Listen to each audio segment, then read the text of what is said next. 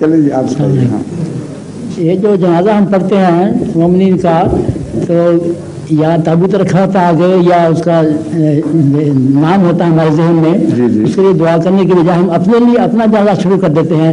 اللہم اغفر لحینا و میتنا و شاہدنا و غائبنا، یا ہم سب کو بخش دے، بجائے اس کے لیے دعا کریں اپنے لیے دعا شروع کر دیتے ہیں. اس کا کیا وجہ ہے؟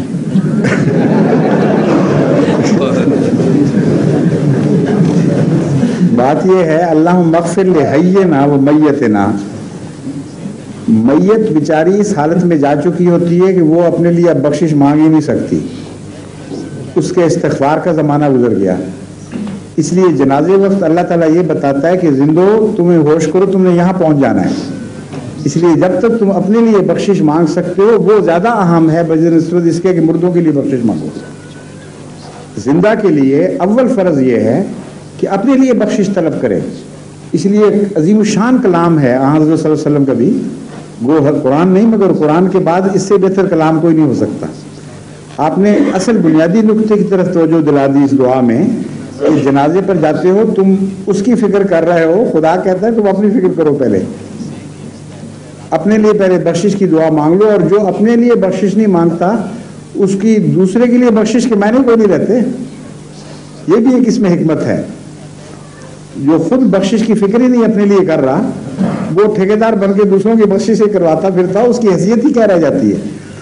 تو اس بات کی اہلیت پیدا کرنے کے لیے بھی کہ ایک مردہ کے لیے ہم دعا کریں، خدا ہمیں پہلا قدم اہلیت کا سکھاتا ہے.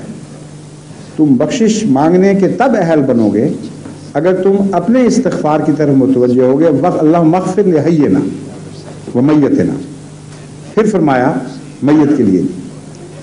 دوسرے اس میں حیہ سے مراد شہداء بھی ہیں جو عظیم الشان زندگی پانے والے، ان کو میت نہیں کہہ سکتے آپ، اور ان کی جنازہ بھی پڑھنا ہوتا ہے ان کا. تو اول درجے کا جنازہ زندوں کے بعد شہداء کا ہے، اور خدا تعالیٰ فرماتا ہے کہ وہ حی ہیں، ان کو میت کہنا ہی نہیں تم نے. تو اگر آپ یہ جنازہ پڑھ لیں تو اور اس میں حی نہ ہو لفظ، تو شہداء کہاں چلے جائیں گے؟ پھر ان کے لیے تو دعا ہوگی نہیں.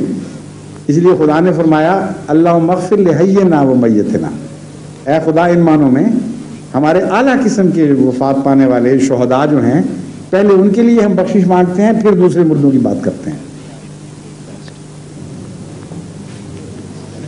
اچھا جی، اب آخری سوال آپ کا جو آیا ہوا ہے